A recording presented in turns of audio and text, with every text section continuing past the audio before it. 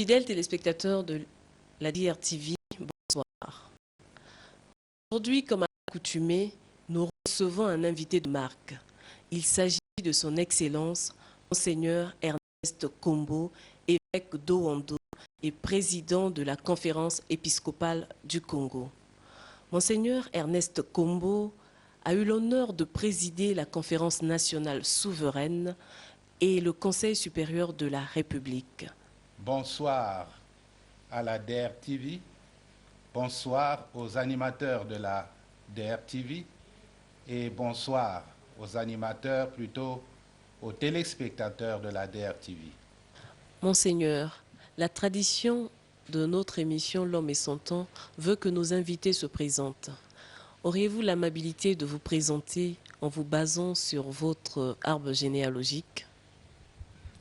Merci beaucoup à la DRTV de m'avoir convié à votre émission qui cible les personnes et l'époque qui les concerne.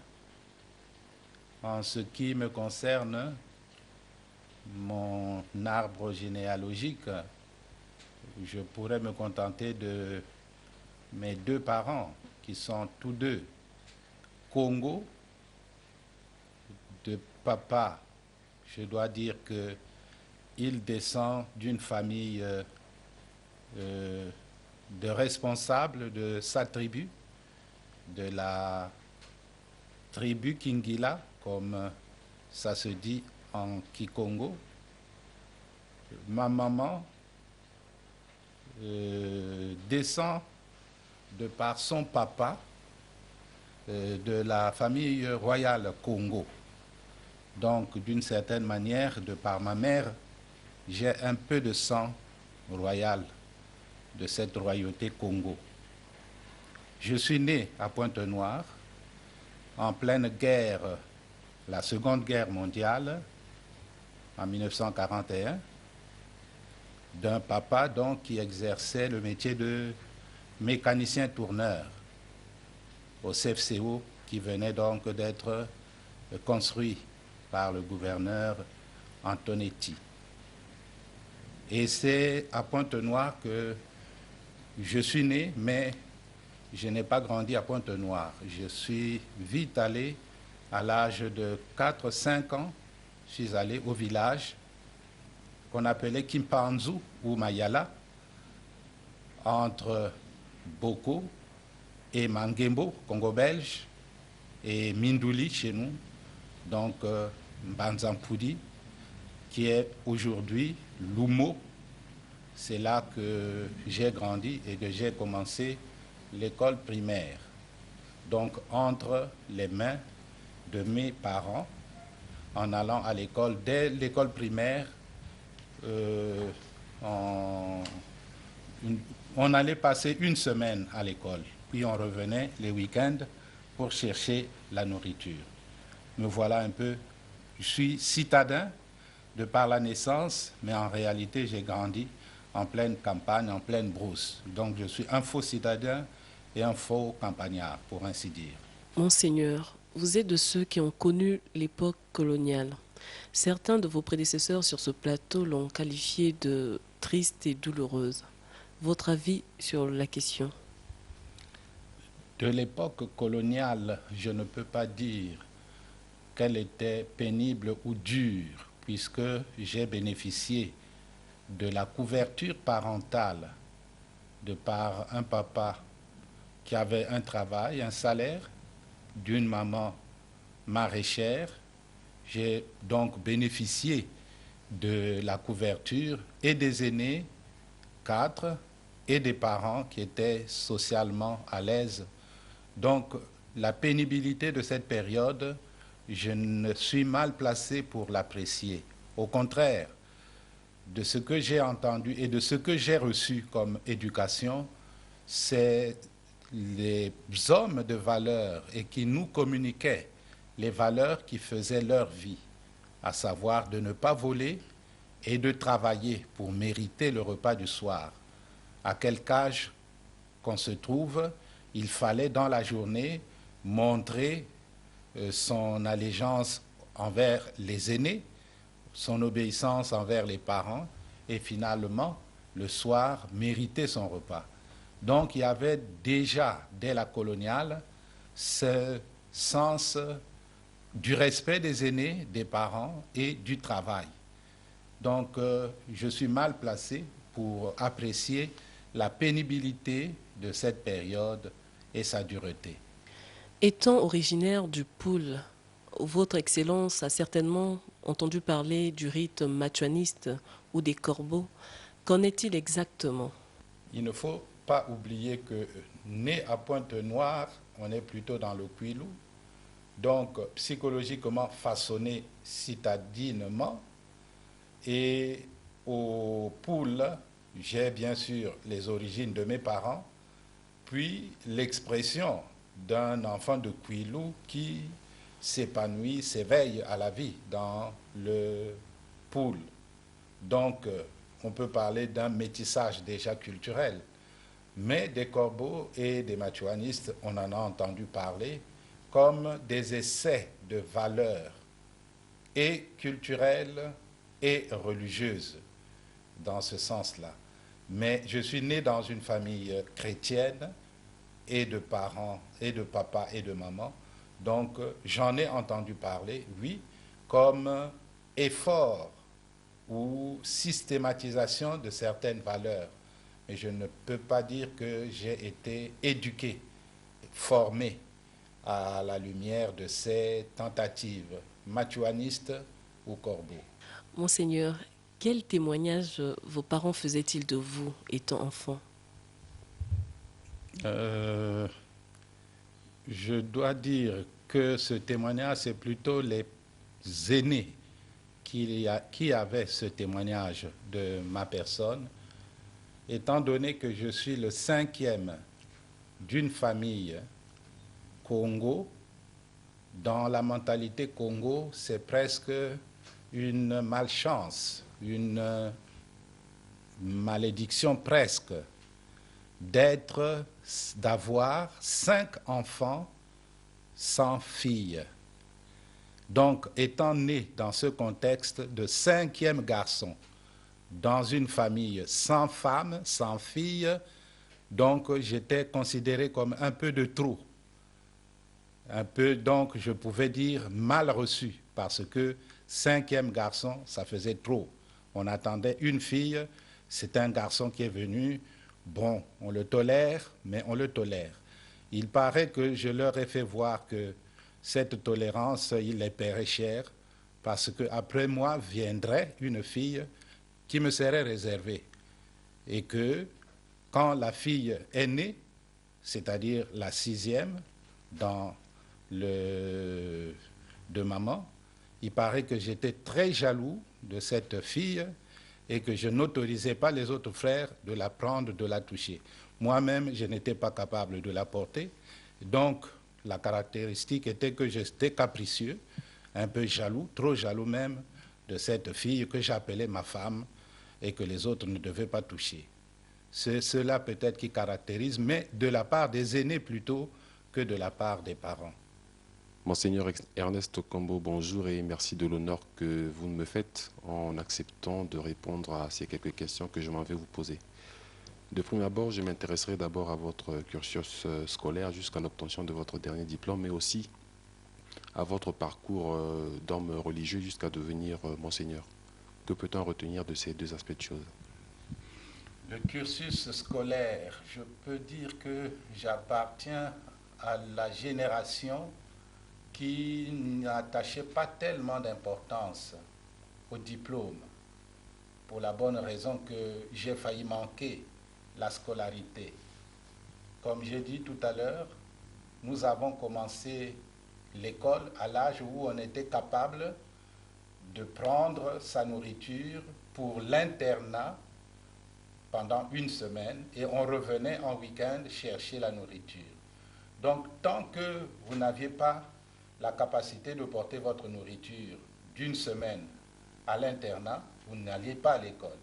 Donc, je suis allé à l'école et parce que mes parents, surtout mon papa, avaient disons, était pénalisé le fait de n'avoir pas su lire. Il voulait que tous ses enfants sachent lire. Donc, le premier but, c'était de savoir lire. Ce n'était pas le diplôme. Mais Dieu merci, grâce aux aînés, c'est-à-dire à l'évêque, il était encore abbé, l'abbé Théophile Mbemba, avocat, et qui avait envoyé des maîtres auxiliaires, même dans la brousse où je me trouvais, Banza Vimba, Banza Vimba. Donc j'ai commencé la scolarité, c'est-à-dire le débutant, très petitement, donc difficilement, mais difficilement sportivement. On ne peut pas appeler difficile dans la mesure où on n'avait pas de comparaison avec ceux qui ont la chance de commencer par la maternelle, par l'école en emportant son goûter. Pour nous, c'était normal. Donc, j'ai fait ma scolarité primaire, Mbanza-Vimba, non loin de Lumo, actuellement, le district, puis à Voka, le CE2, SEM à Voka, puis j'avais l'intention de présenter le concours des enfants de troupe, le clerc, à cette époque-là. Je pense que j'ai raté, je ne sais pas si on me l'a fait rater. Le prêtre qui était là, c'est-à-dire Monseigneur, le père, l'abbé Théophile Mbemba, me dira tout simplement que j'étais admis au concours d'entrée au petit séminaire, mais pas à l'école de troupe. Bon, je suis allé donc au séminaire à Mbamou pour la scolarité secondaire, où je suis arrivé jusqu'au bac que j'ai raté. Et je suis donc venu au grand séminaire, à l'époque Liberman, l'actuel Saint-Jean, pour continuer la philosophie. Et c'est en ce moment-là que je dirais à mon directeur de séminaire, du petit séminaire, c'est-à-dire le père Malanda, que je ne me sentais pas appelé à la vie diocésaine, que je pensais que si je devais être prêtre, je devais être religieux. Et lui de me dire, de toutes les façons, on verra ça en cours d'études, tu vas quand même au grand séminaire. Et au grand séminaire, je m'ouvrirai à mon directeur de conscience, qu'on appelait directeur spirituel, le père André Ducry, un spiritain. Et lui de me dire, pour être jésuite, d'ailleurs je n'avais aucune idée des jésuites, mais lui pensait que la description que je lui faisais de ma vocation ressemblait aux jésuites. Et lui de me dire, mais de toutes les façons, pour entrer chez les jésuites, il faut que tu aies le bac. Tu n'as pas le bac, tu as commencé le cursus philosophique, il faudrait que durant cette année, tu t'arranges à présenter le bac. Ça sera le signe que, une fois réussi au bac, que le Seigneur t'appelle à cette vie religieuse. Sans bac, disait-il, tu ne peux pas envisager la vie religieuse. D'ailleurs, mes parents partageaient cet avis. Donc, j'ai dû préparer le bac en même temps que l'année de philosophie scolastique en 1964. Et Dieu merci, j'ai été admis au bac. C'est en ce moment-là seulement que le père Ducry, André, me dira, il faut venir rencontrer un prêtre qui se trouvait au grand séminaire prêchant la retraite des prêtres. Viens rencontrer ce prêtre-là, on dirait que ta vocation ressemble à la sienne. C'était le père Joseph Gréco, professeur de droit canon à la Grégorienne. Je suis allé le voir et il me dira, on dirait que tu as notre vocation, mais je ne peux pas être le seul à en décider.